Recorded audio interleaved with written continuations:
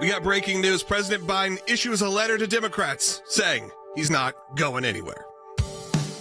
Keeping you informed and engaged, now more than ever. This is Sekulow. We want to hear from you. Share and post your comments or call 1-800-684-3110. And now your host, Logan Sekulow. Welcome to Sekulow. This is Logan Sekulow. My brother Jordan Sekulow is going to be joining us live, as well as Professor, our good friend, Harry Hutchinson will be joining us. We have a packed show today. Of course, all the news coming off the 4th of July holiday. Hope everyone had a great holiday, long weekend. I'm going to be telling you about our Life and Liberty drive that's happening right now. And look, we had a bit of a break there because obviously the holiday happened. When the holiday happened, fundraising changes. You're not able to talk to you guys this directly. We had to give people time off. It was a big holiday. But with that, I'm going to talk to you more a little bit later about our Life and Liberty drive and why this is a very key week to be involved. This is obviously coming off the heels of the big President Biden media bonanza, trying to convince everyone that he is fine, he should be running. And really all he's trying to convince is Democrats, because I don't think Republicans care. I think they'd much rather go against probably President Biden than anyone else that may get thrown in there. I think you have someone under 70 years old, and all of a sudden you have a different conversation happening. So what is the breaking news item about this is that this morning, this is Monday, this morning, President Biden issued a letter, a statement to fellow Democrats, written in a way that feels like, from olden times as you would. It's about a 2-page, single-spaced letter. It's very specific, lots of details. I'm going to read you some of the excerpts, but of course we need to throw it back to just a couple days ago. He had his first sit-down interview, this with George Stephanopoulos, and he asked him, kind of what would it take to get him to step down or step aside even, not even step down from the presidency, but to just step aside from being the nominee in the upcoming election. And of course, here's what he had to say. And if Chuck Schumer and Hakeem Jeffries and Nancy Pelosi come down and say, we're worried that if you stay in the race, we're going to lose the House and the Senate, how will you respond? I go into detail with them. I've spoken to all of them in detail, including Jim Clyburn. Every one of them. They all said I should stay in the race. Stay in the race. None of the people said I should leave. But if they do? Well, it's like, they're not going to do that. You sure? Well, yeah, I'm sure. Look, I mean, if the Lord Almighty came out and said, Joe, get out of the race, I'd get out of the race. The Lord Almighty's not coming down. Lord Almighty is not coming down, has not made an appearance for Joe Biden to say get out of the race. And again, double down on that. I'm going to read a little bit of the excerpts. I'm going to read a lot more coming up in the next segment. This is just the start. I mean, this came out on X this morning, X formerly Twitter. It reads from Joseph R. Biden Jr.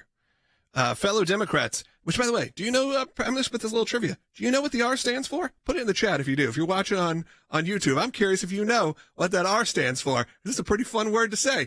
Put it in the chat if you know what the R for Joseph R. Biden stands for.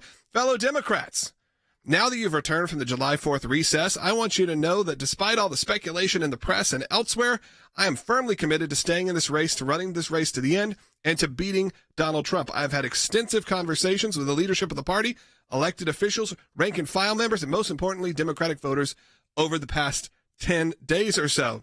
You skip forward a little bit. He goes, I wouldn't be running again if I did not absolutely believe I was the best person to beat Donald Trump in 2024. Democratic nomination process, and the voters have spoken clearly and decisively. Skip forward a little bit more. He says, do we now just say this process doesn't matter? That voters don't have a say? So now, flipping it on the Democratic Party, saying, you know what, you can't do this. And I predicted this a few weeks ago when all of it started to happen, and really even the original conversation, which was, do I think there's a chance he's not the nominee? Of course I do think there's a chance. However, this guy didn't work 80 years to become the president of the United States to then just give up. Give us a call. I want to know your thoughts. 1-800-684-3110. Do it right now. 1-800-684-3110. 5 lines are open right now because we just opened the lines. Also, is incredibly busy, even during the holiday week here at the ACLJ. And it's been a big summer so far, and we need your help right now, especially we had those few days off in a fundraising. We need your help during this Life and Liberty drive. You've heard what we're doing. We're submitting major filings to defend Israel to the International Criminal Court, and we've seen the attacks on Israel this week that have been wild. Friday, we filed a major brief to defund Planned Parenthood at the Supreme Court, and we need your help. All donations are matched at aclj.org. pressure on President Biden intensifying as Democrats on Capitol Hill grow increasingly anxious about his campaign in the wake of that debate performance. At least 4 senior House Democrats joining 5 of their colleagues calling for change at the top of that ticket. Voters do have questions. And personally, I love Joe Biden. I don't know that the interview on Friday night did enough to answer those questions. And so I think this week is going to be absolutely critical. If you can be convinced that you cannot defeat Donald Trump, will you stand down? It depends if the Lord Almighty comes out and tells me that, I might do that. President Biden is urging Democrats to come together. In a lengthy letter to Democrats, the president says it's time for the party to come together so they can have the best chance at beating Trump. He's also doubling down on his commitment to stay in the race. And he followed that up by calling into his favorite morning show. That would be Morning Joe. We're not going anywhere. I am not going anywhere. I wouldn't be running if I didn't absolutely believe that I am the best candidate to beat Donald Trump in 2024. We had a Democratic nominating process where the voters spoke clearly. I won 14 million of those votes, et cetera. So I not only believe that from the beginning, but I wanted to reassert it and demonstrate that it's true. And I'm going to be doing that all through this week and from here on. There's no doubt that there's a pretty big divide. I think there's a lot of House members, particularly those that are in swing states or in swing districts, who are deeply concerned, right? If there wasn't a real problem, if they weren't hearing from the base, if they weren't hearing from voters, you wouldn't have people huddling with Hakeem Jeffries yesterday and expressing the concern, including some calls, additional calls for the president to step aside if it weren't real. This week, he will try to prove that he is up to the task. He will be standing on the world stage at the NATO summit here in Washington and then holding a rare solo press conference on Thursday.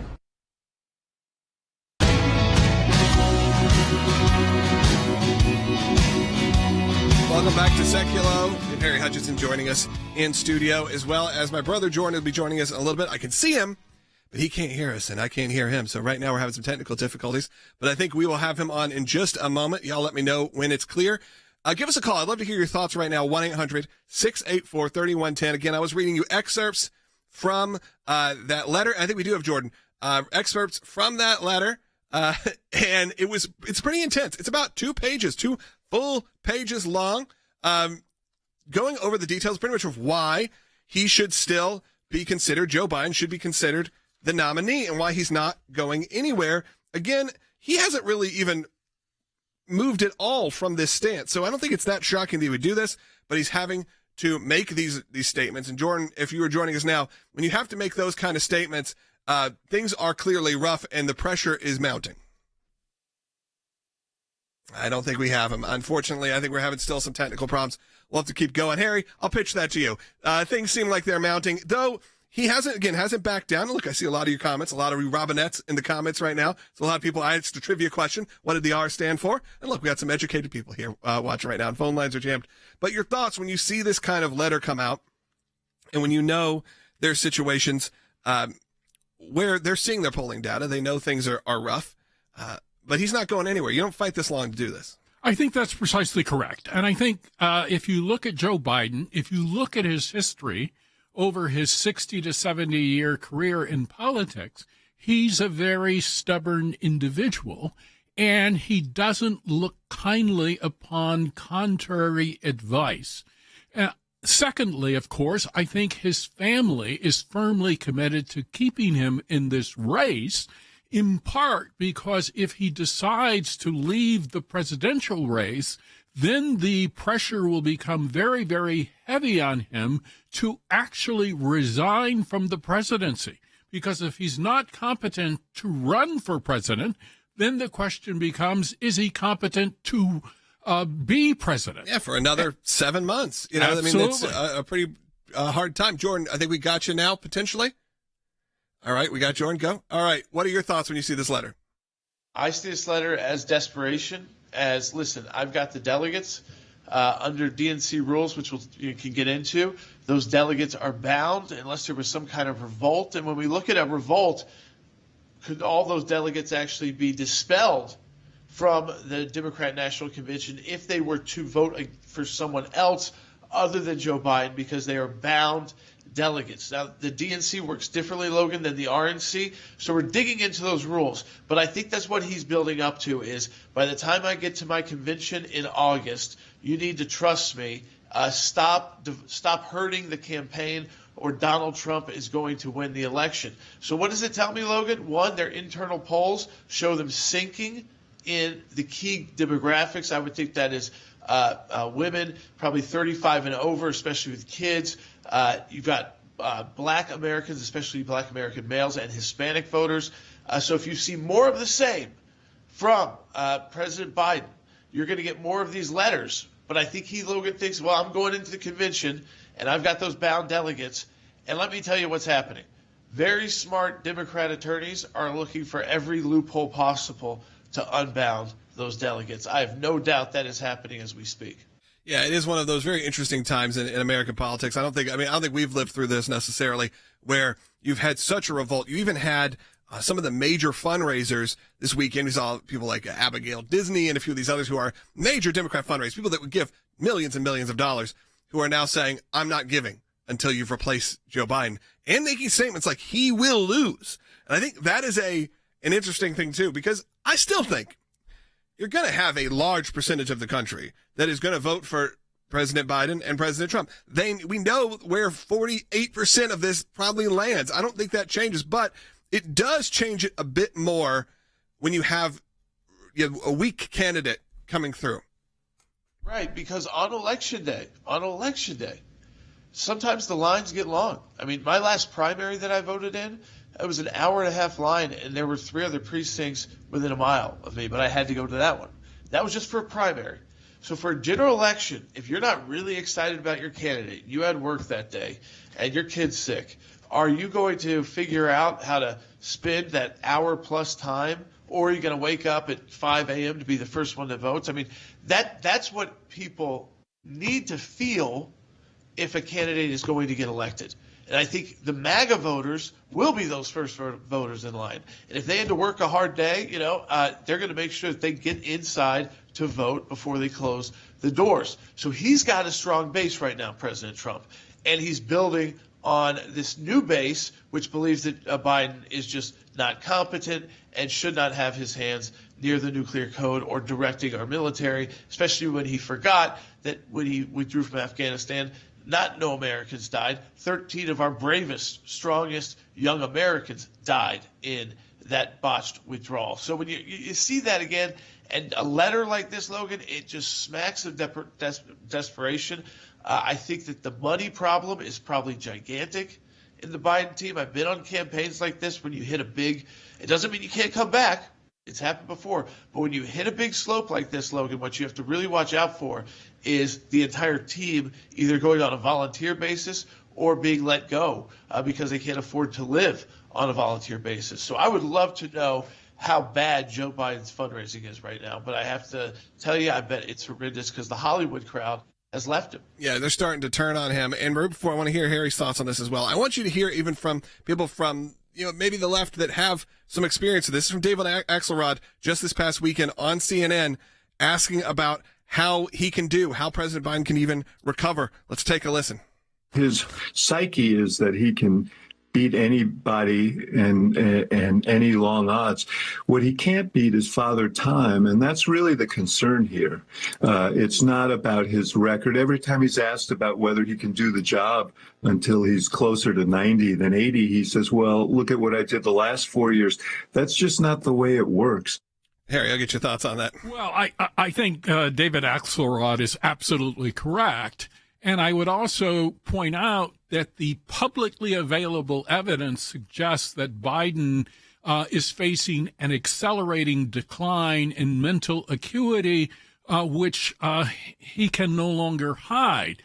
Having said that, there's a lot of inertia with respect to the Biden campaign.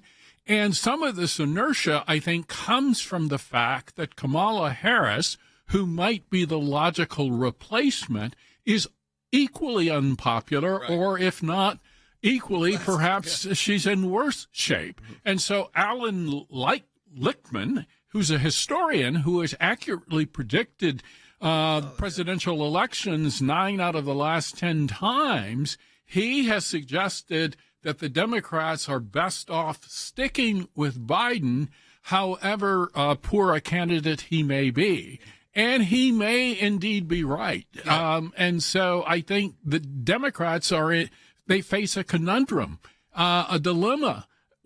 Should Biden stay or go? And I think if you look at the data is equally bad. Yeah, I think that actually brings a good point, especially as President Trump is about to make his announcement probably in the next week or so of who his vice presidential running mate will be. That, historically, it maybe didn't matter, but when you have presidents that are in their late 70s, early 80s, the vice president starts to become much more important, and they made a decision to go with Kamala Harris. And that may have backfired on them because there could have been an easy path to someone stepping in who, again, was more popular, was more liked. But you have someone who has been treated, even in the liberal press, as someone a bit of a laughingstock. Whether you agree with that or not, she's the butt of the joke a lot of the time, just on the way she speaks or the laughing or the performance. So now you have a situation where they can't go to their logical vice presidential pick, who's their vice president, who could step in because she's not that popular. However, it is a nightmare if they decide to go with somebody else. But then, Jordan, that same thing happens now for President Trump. That's why this is actually probably the most important vice presidential pick in our lifetime. Absolutely, because President Trump only has one term. So whoever gets that VP nod next week, if President Trump is to win the election, they will be running for president in 2 years. I mean, think about that. They will have to start their campaign for president in 2 years. And also, Logan, I think when you talk about these issues, got a little echo there. When you talk about these issues of who will vote, how they can vote, and the importance of this, I think what we have to get down to is this. This is all on the Democrats. They always call us the chaos conservatives. Who's in chaos this summer? We have a candidate who's been going through all these court trials, and he's been able to make a campaign work. He's in his 70s. He's able to go from a courtroom for 6 hours in New York City and do a fundraiser, a speech, and an interview on television before he starts again at 5 a.m. the next day. That's the kind of people presidents need to be. They're kind of they have extra human powers. Yeah, I think that's right. When you have these situations occur, and like you said, the chaos of this is that the party, even with Donald Trump's, the craziness surrounding him, all of the court cases, everything's happened. If anything, you've had a party more unified than ever behind President Trump, and the opposite now happening just due to concerns of somebody's health and physical fitness. That is what's happening right now. Like David Axelrod said, it wasn't about his record. They like his record, whether you do or not. We're going to find out coming up because we're going to take some calls. We got a full bank right now. We got one line open, actually, 1-800-684-3110. And when we get back, I also want to tell you about our Life and Liberty Drive in a little bit more detail coming up because it's right now, it's happening. I'm going to ask you to go to aclj.org to support the work right now.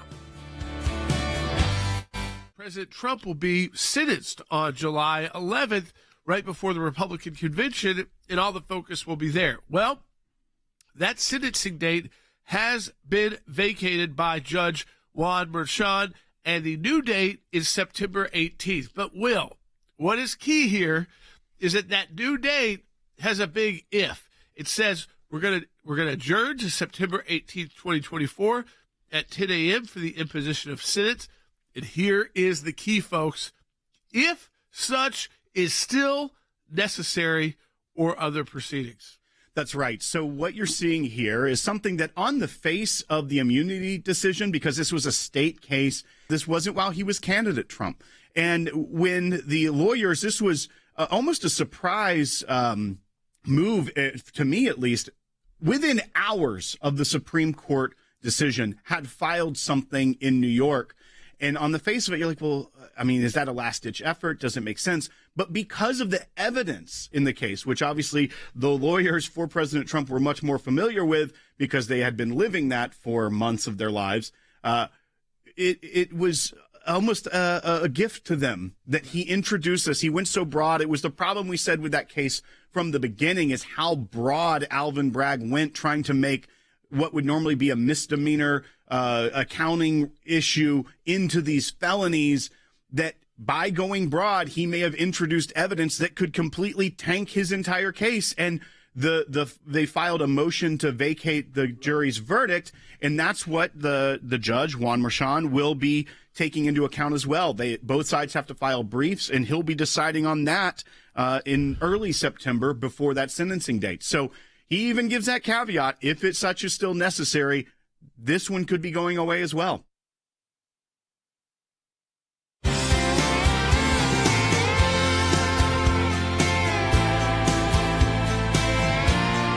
Welcome back to Sekulow. We're going to take some of your calls here in just a little bit. We still have my brother joining us remote. We have Harry Hutchinson in the studio. There is some updates in the Trump world, so I'll give you some of that. We'll go back to the Biden letter and all of that coming up because it's too good not to talk about. It's too interesting because that is such an interesting news item, the fact that he had to release this 2-page letter, and I'm going to give you more details on that coming off of the big weekend of interviews. But there is an update in the Judge Cannon case, as Judge Cannon has granted maybe some delays and some pauses to some of the deadlines due to the presidential immunity ruling from the Supreme Court. And Harry, for the audience that's obviously paying attention to this, Biden is getting all the headlines right now, but there is stuff happening behind the scenes in the Trump world, and seems to be that he's winning. Absolutely. So if you look at the Supreme Court's ruling last week, which basically said presidents have absolute immunity with respect to their official acts, and at least the presumption of absolute immunity with respect to most of their acts, the Judge Cannon, has decided to pause at least some of the proceedings.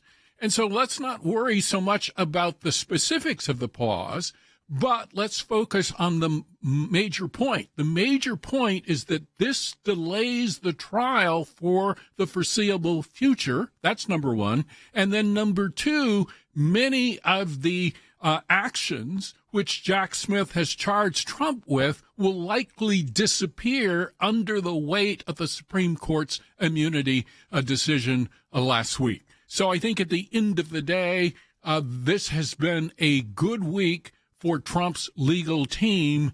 And so at the end of the day, while Biden is struggling, Trump is winning. Yeah, good week for President Trump's legal team. Not necessarily a sentence we've heard all that often, maybe recently. Jordan, we'll get your thoughts on this as well. It was the olden days when we would get him acquitted at the Senate at the impeachment trial. That was a huge win, obviously. Talking about these issues that we have fought for President Trump, obviously the Mueller investigation, very serious as well. But I think again, what this all goes to, all of this is that can Joe Biden actually get the vote out for these issues? I mean, we could talk through again the letter. I wanted to point out, Logan, that letter where it's not addressed to members of Congress. It's addressed to every Democrat in America, saying you can trust me. And yet they saw him on television. They've seen his bizarre responses since being on television. And it's a guy, it's not about trust really at this point. It says, if he told me this today, how is he acting tomorrow? And I wonder now, Logan, if this is why Kamala Harris didn't pan out. Because she's dealing with a president who isn't all there, who's being run by his staff, who doesn't like usually the vice president's team being around. They want to run the show. And so she has not been able to be in that traditional vice president role where she is able to actually get prepared to be president of the United States. I actually have started thinking about that more and more, if it's Joe Biden's fault that Kamala Harris has been so bad. Version to look at, say, well, I don't know, but some of the speeches and those things, I don't know if you can blame that. I'm sorry, Jordan. Yep. Is she always playing cleanup? I mean, it's like she's got to go out there because he mumbled and jumbled it and say it in very simple terms because whatever he said about it didn't make any sense. Let's take a phone call. Let's go to Ronald, who's calling in South Carolina, who's watching on Rumble. Rumble, by the way, our favorite free speech platform. And I'm going to tell you something special going on Rumble right now. If you were a fan of our Christmas movie, or if you didn't get a chance to watch it, there's a special sale happening right now on Rumble. It's Christmas in July, so I'm excited about it. We're going to talk about that. I'll talk about at the end of this segment. Ronald, South Carolina, on Rumble. You're on the air. Yes, thank you very much. It seems as though that during Biden's term in office, it seems as though he's been out of touch with real Americans in their economic situation and the world situation and stuff like that. And now it seems that he is equally out of touch with some of the Democratic members who are trying to convince him to step aside. So it seems like as Harry said, that he's just stubborn and not want to listen to true facts and not the made-up facts that he was giving out during his debate. The question is, Harry, I'm curious your thoughts is do you blame him in that sense? I mean, he's worked his way to becoming the president of the United States, whether you like him or not, spent his entire time in politics, his entire life practically, the mass majority of his life, and he gets there, and sure, you may not like him, and most of our audience, I have a feeling, does not care for the Biden presidency, but I've never seen it in my lifetime to see a president being this aggressively felt like forced out of potentially even being, I understand not getting behind him, just being like, all right, we're just going to take the L here. We're going to lose, and it is what it is. I've seen that even Republicans. We could say we've seen that a few times where they're running against very popular presidents where they're like, okay, we'll put this guy up there. Likely it's not going to win, but it happens. But in this situation where it has become aggressive, where you have the major fundraisers and you have people in your own party saying, time to step down, it is an interesting time. Well, I think that is correct. Also, it's important to keep in mind for the last 3.5 years, we've been told the opposite story, that Biden is super confident, that he's sharp as a tack, and that he can basically run circles around his staff. Well, none of that has been true. But also, I think Biden faces another obstacle to getting out, and that is his family, which doesn't want to give up power prematurely. And so I think at the end of the day, Joe Biden would have to convince Jill Biden, Hunter Biden, and other members of his family. And I think at the end of the day, they would prefer Biden to remain as president, even if it's only another 6 or 7 months. Yeah. Even if the party loses to Donald Trump. Yeah, exactly. You have your own support base there to get some things done that maybe need to get done as you start heading towards the end of the presidency. Jordan, before I do this Life and Liberty pitch, I want to get your thoughts on that. Listen, I think only Joe Biden can make this smooth for the Democrats. If they were able to convince him to, hey, we don't want to have a fight, we want you to go out on good terms. He does have the power to unleash those delegates. What he would do is he would be nominated by them because they had to. He would not accept the nomination, but he'd get to finish out his presidential term, and then his delegates are open after that, and anybody could become the nominee. All right. Hey, I wanted to take a minute right before we go to break here. Some of you lose us at the half-hour mark.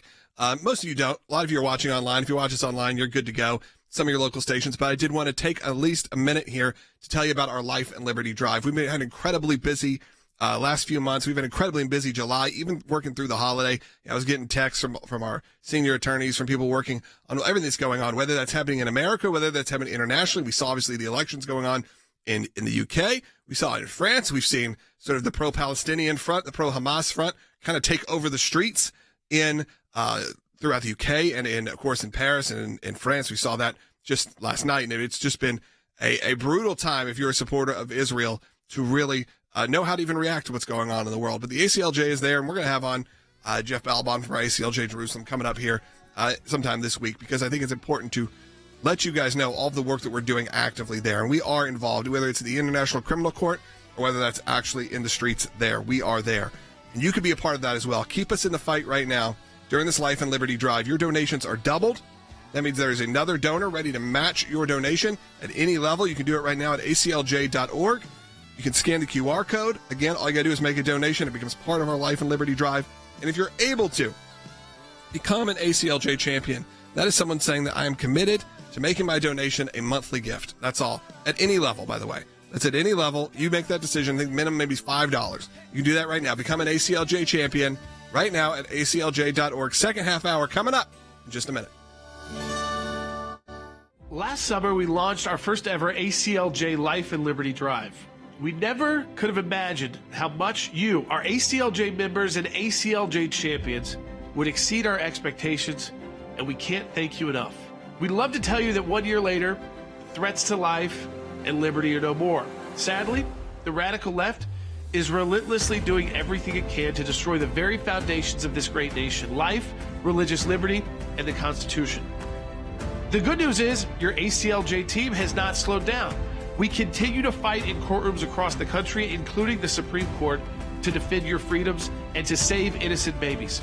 And we're proud to announce the return of the ACLJ Life and Liberty Drive. Right now, your tax-deductible gift will be doubled, dollar for dollar, doubling your impact to defend your freedoms and help save innocent lives. Go to aclj.org right now and join us in this fight.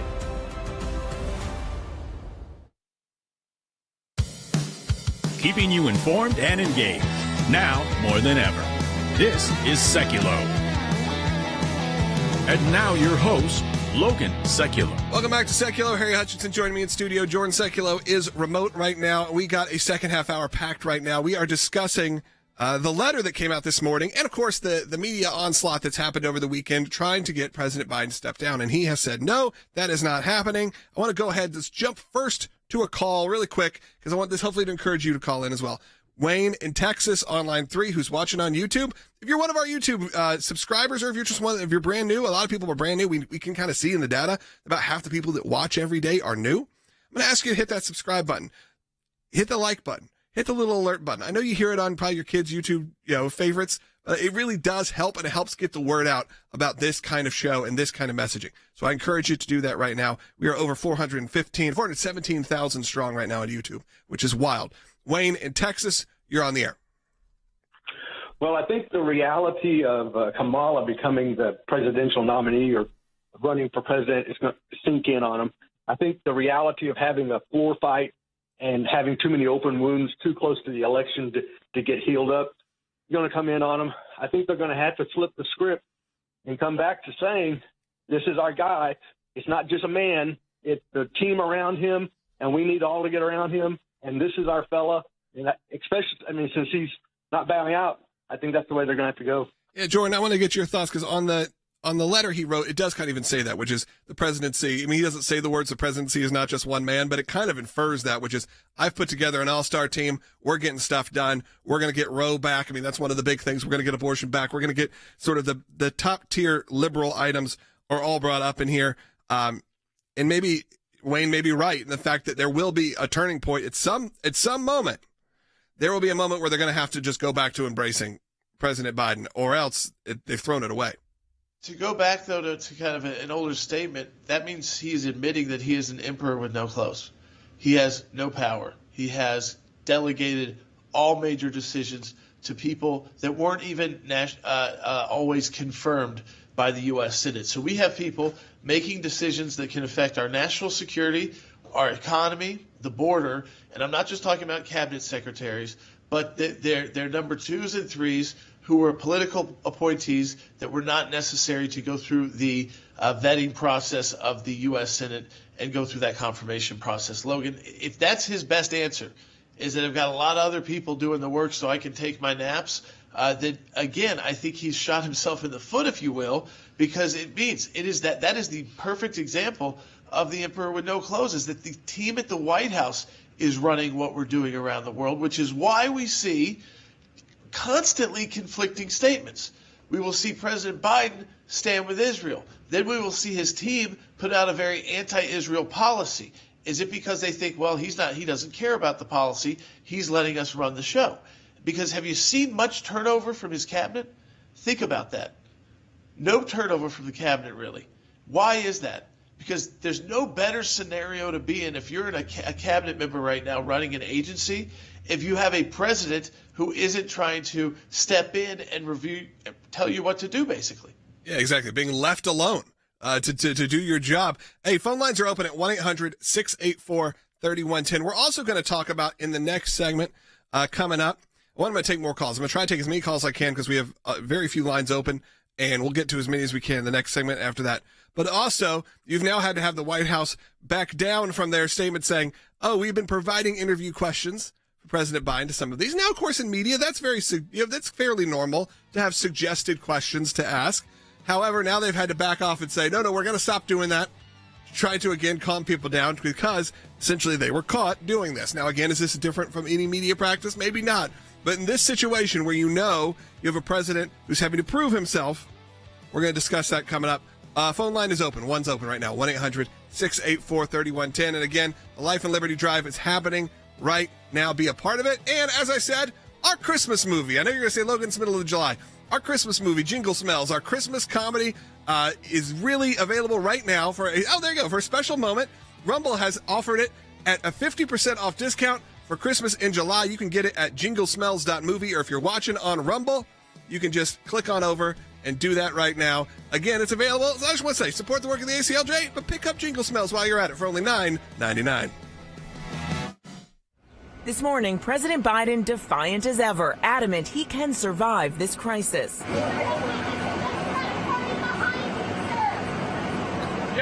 The number of House Democrats pushing Biden to leave, both publicly and in a call of top House Democrats, was nearing a dozen, as others stopped just short. Either he has to win overwhelmingly or he has to pass the torch to someone who can't. President Biden is declining multiple calls now for him to drop out of the race for re-election in a letter released just a moment ago. Let me read you one of the first lines. I want you to know that despite all the speculation in the press and elsewhere, I am firmly committed to staying in this race, to running the race to the end, and to beating Donald Trump. He seems not to be able to compute the fact that people have these questions about him. The two groups that you should really watch for, though, are the Congressional Black Caucus that has backed Joe Biden through and through and is really sort of, and obviously James Clyburn is part of that, and Nancy Pelosi. Nancy Pelosi is one of the few people that Joe Biden really deeply respects, that considers, a peer, someone that has really done the nitty-gritty of politics for a long time. And those are the two groups you should really watch for, because if anyone would even come close to the Lord Almighty standard that Joe Biden set, it would be those. Listen, there's no savior, there's no mulligan, they're stuck with the guy, they're trying to find ways out of it, they're eating each other up as a party. I love watching it. I encourage more people to watch it, but the reality is a week from now, 2 weeks from now, Joe Biden's going to be the nominee, he's going to be president, and we're going to have a vigorous debate through November, and I think the debate's going to ultimately result in a Donald Trump presidency. This is still a single-digit race in every single poll, and that means it's not over yet 100%. Well, if you listen to President Biden on Friday night, he basically laughed off the polls, laughed.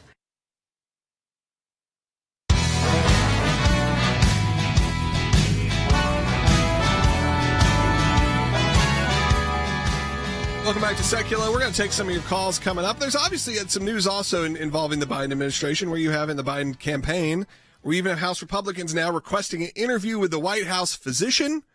Whether you think that is a good thing or not, whether you think that a doctor really should be exploring this. We know this happened with President Trump before, where he kind of had his physician come out and give his thoughts on President Trump. So it's not all that unordinary. In this moment, though, I don't even know if it's necessary. I mean, that's kind of how I feel. It's like we all see what's happening.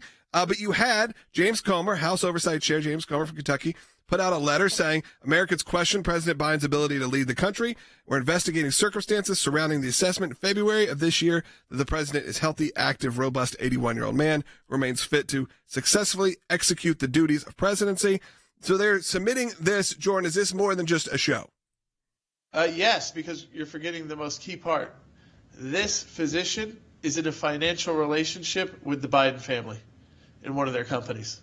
So he's handpicked. So would it be in his interest as a business member with the Bidens to put out statements about his health that it was declining, or that he was having some cognitive issues or issues recognizing people, or these short-term, I guess they're calling the episodes, if you will, or is he going to boost him up as best as possible because he's got a second fiduciary role in this, where he is making money off being business partners with the Biden family in one of their, I think, biotech and medical investment programs they run.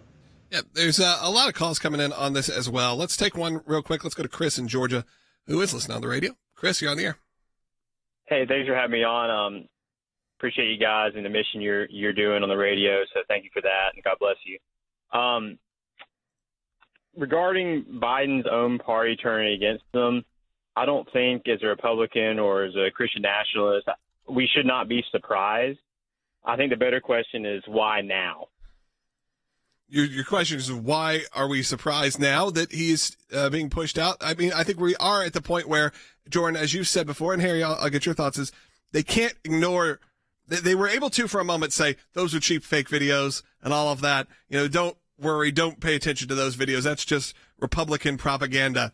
But then you had that debate performance, and then you've had subsequent, even the George Stephanopoulos interview, which was better, but it wasn't this like amazing, comeback. And look, I've said this about President Trump, is that it's not like President Trump delivered the greatest performance ever in the debate. He did fine. I think he did a good job. But the news coming out of it was the disaster of Biden's performance. I think that's precisely correct. And so the Democrats for quite some time have been saying, don't believe your lying eyes. But now the American people cannot ignore the truth, which is right in front of them. And also, I think the Democrats are basically saying to themselves, we have been exposed. The journalists have been exposed.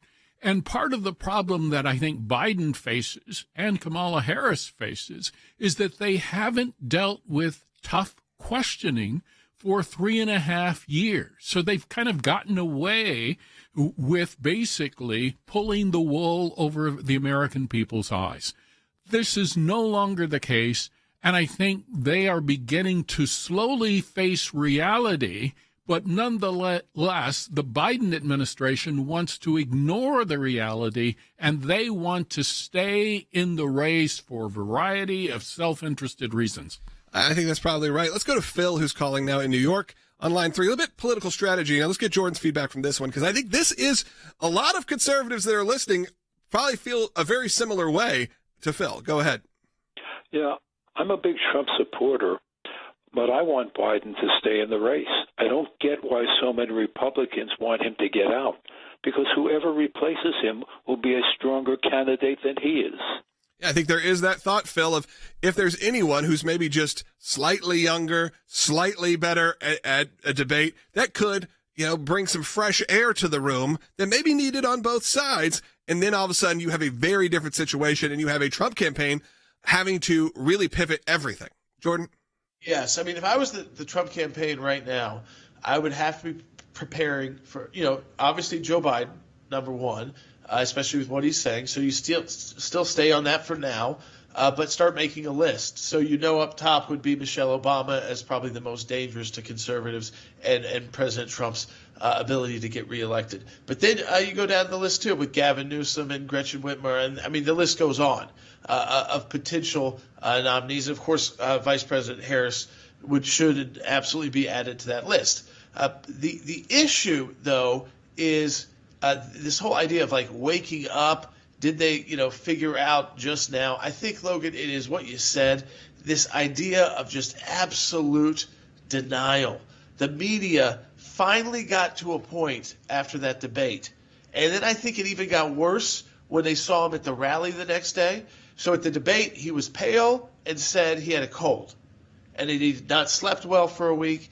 Then he goes until midnight that night at rallies in Georgia screaming on a microphone. Then the next day, I don't remember the state he was in, but he had his 2 teleprompters. He had his 10,000 people in the crowd. His skin was all of a sudden tanned, and he was screaming and shouting. And so, again, it seems like he does okay when he doesn't have to think a lot, which means what I'm saying is he gets boosted by the crowd, and then I'm doing it right now. He's doing the teleprompter thing, so he kind of looks like he's looking at you over there, even though he's just reading. He goes forward because he's got a couple of words in, then he goes back, looks over at you like he's reading.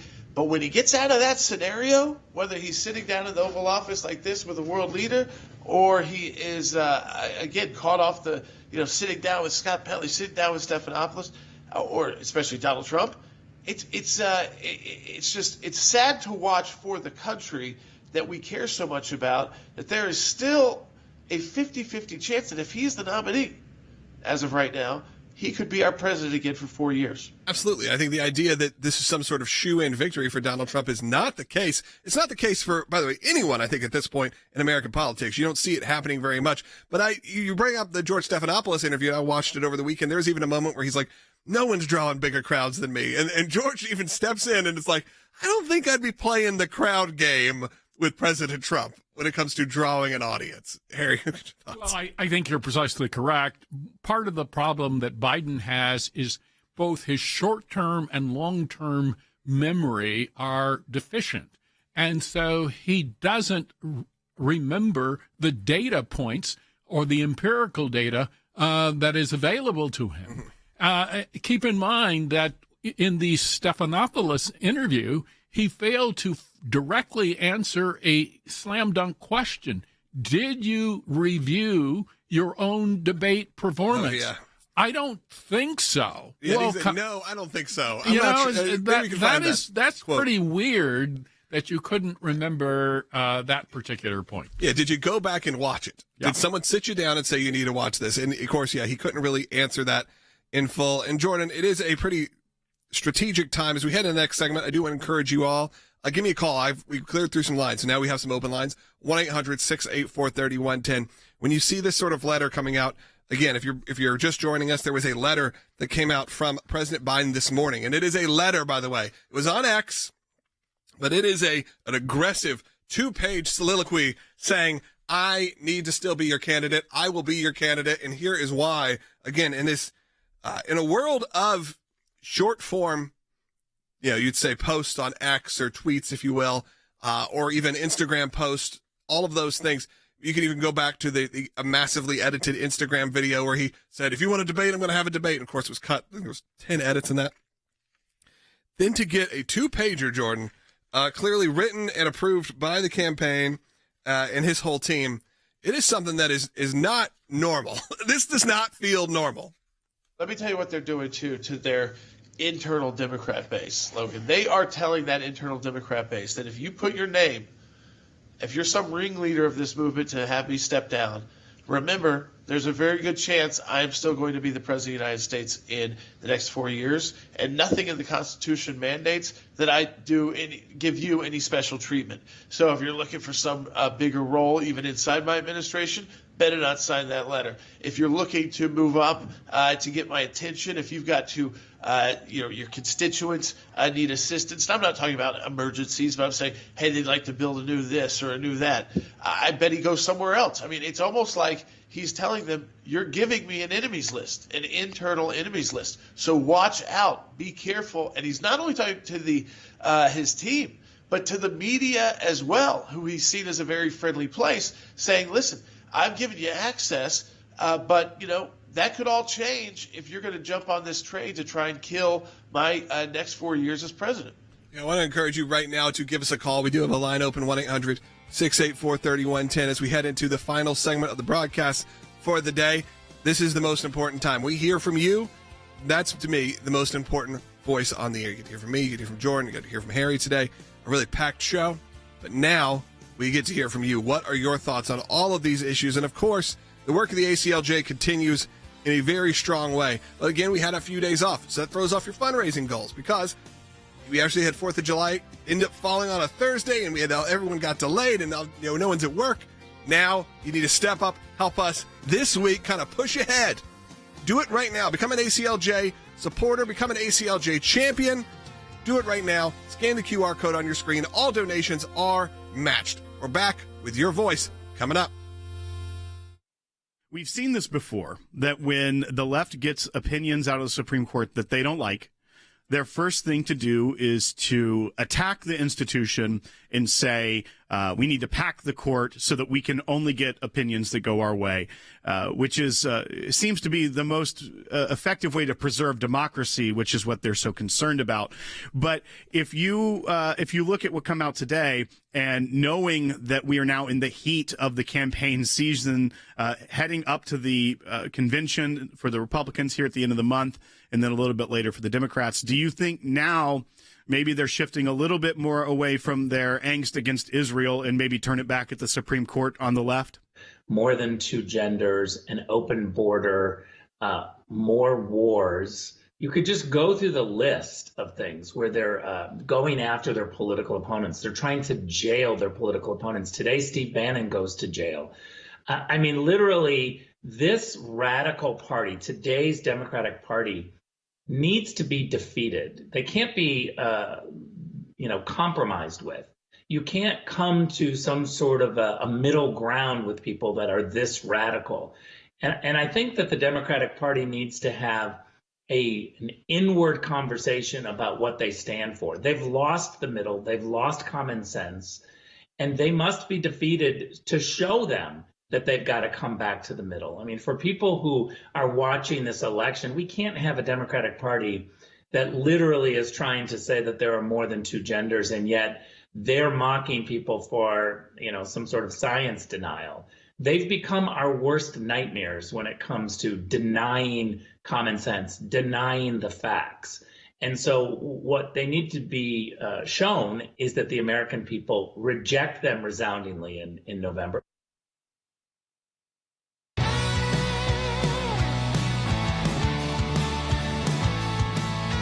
Welcome back to Sekulow. Now it's time for your voice. Hey, one line's open, 1-800-684-3110. That's 1-800-684-3110. Let's kick it off with Mary Ellen calling from Illinois. Been on hold for a long time, Mary Ellen. I know you're obviously a long-time caller, long-time listener, which we support, and thank you for doing that. Thanks for being a supporter.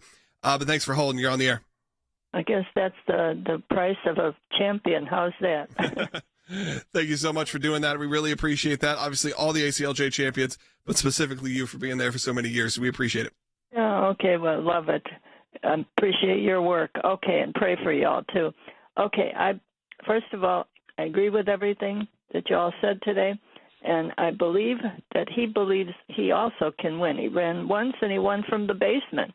But to me, his most pressing, and we saw that Hunter's also behind this, that the most pressing reason is a legal reason, because who's going to want to put the son of the president in jail, and he himself? We have pictures of that check that they all got, and Hunter was not a registered foreign agent, and there's that check that they had from the congressional investigation, $50,000, I guess, from China or whatever, China, Ukraine, but it's all there. And Biden himself, he doesn't want to go to jail, so they're all buying time, I think. Harry, you've been saying that pretty much for this whole show, and Jordan, that's even true. We even put out there that Hunter was very much. I mean, it was odd how specific they were. Like, Hunter Biden has pushed him to make this happen. I mean, that was almost an official. It wasn't an official document. It was a leak, but it was a very intentional leak to say this is who is pushing him.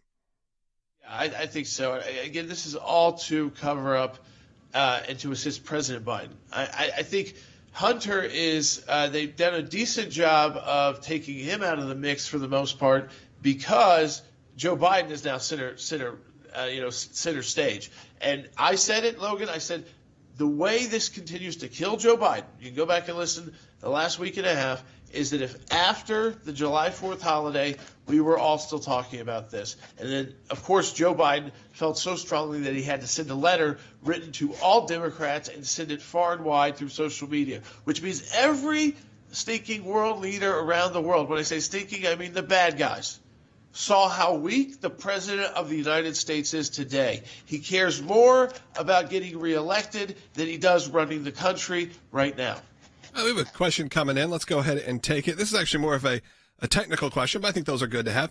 Beth Ann's calling on line 2 in Indiana. You're on the air.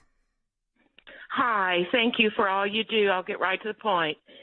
If they get rid of Joe now, Kamala becomes vice president. Would Mike Johnson become the or Kamala become the president? Would Mike Johnson become the vice president? I'm not sure how that would work specifically, but I think the answer is no. I don't think so. If, for instance, Biden steps down and then Kamala Harris steps down, then Mike Johnson would be poised to become president as the Speaker of the House. But if Kamala Harris becomes president, she would have the opportunity to select a vice president, and that process would have to go through the House and the Senate. So there's no scenario that I'm aware of that would move Mike Johnson into the vice presidential seat. It's more interesting that we're having to have this kind of conversation. That you have callers, people that are, Jordan, that are thinking about this as a realistic thing that could be happening very soon. Right. Now they're asking, how does that third in line for the presidency thing work? Because, it makes sense if you saw some catastrophic event where you have no president, you have no vice president, and you need someone to step in, so it's the Speaker of the House.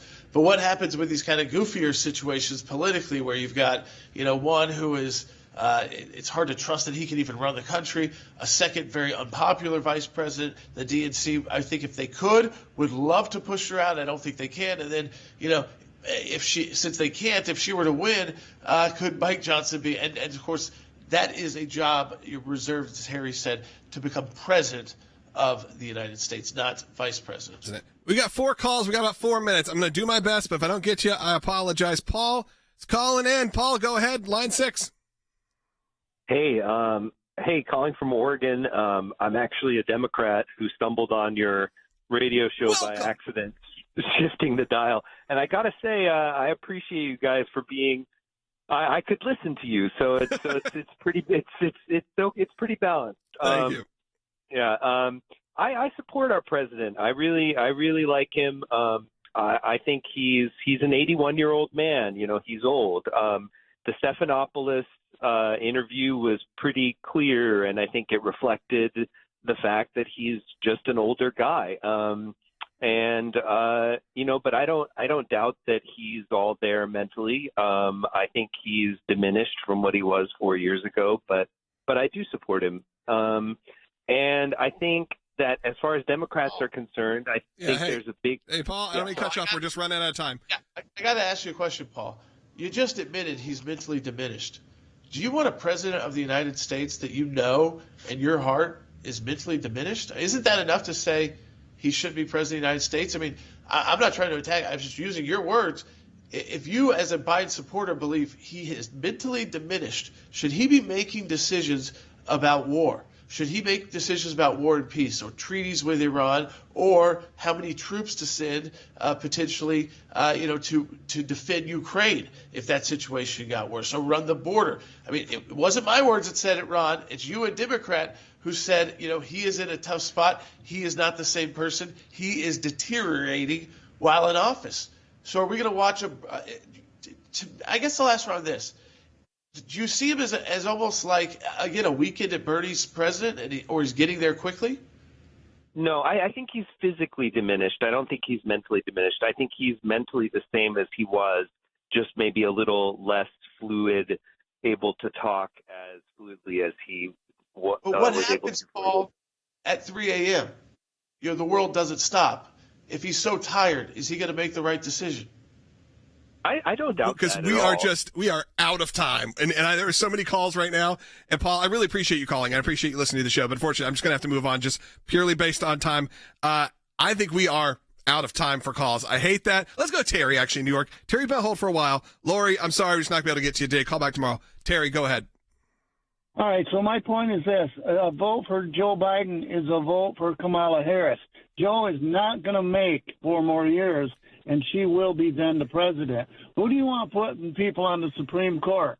Kamala Harris or Donald Trump? Terry, I think a lot of people feel that way, Harry. I'm sure we only got a few seconds, but I think Terry, a lot of people it's a brilliant observation, and I think you're right. Yep, absolutely. All right, that's going to do it for today's show. I do want to encourage you right now to support the work of the ACLJ. It was a packed show. I really enjoyed it. The Life and Liberty Drive is happening right now. Again, help us kind of make up for that holiday weekend. Be a part of it right now. It is a match. That means there is someone who is ready, an ACLJ donor supporter that is ready to match all donations that come in right now. So all you have to do is go to aclj.org. If you're watching online, you can scan the QR code that's on your screen. Make that donation. It'll be matched. If you can, become an ACLJ champion. That is someone who supports on a monthly recurring basis. You set it up, and it goes and does it for you. Continue to support the work of the ACLJ. It gives us a great baseline. We're going to talk about that more coming up. And there's some big news coming out from the Israel standpoint and some of these universities that may be finally being held accountable. We'll discuss that coming up on future shows this week. So stay tuned. Make sure you're subscribed. And again, our Christmas movie. It's a Christmas in July sale. It's happening right now on Rumble. Just go to jinglesmells.movie. As Sean Hannity, executive producer, with me, we're all in it. It's a fantastic movie. Go watch it right now. It's 50% off through the month of July. Thanks to our friends at Rumble. We'll talk to you tomorrow.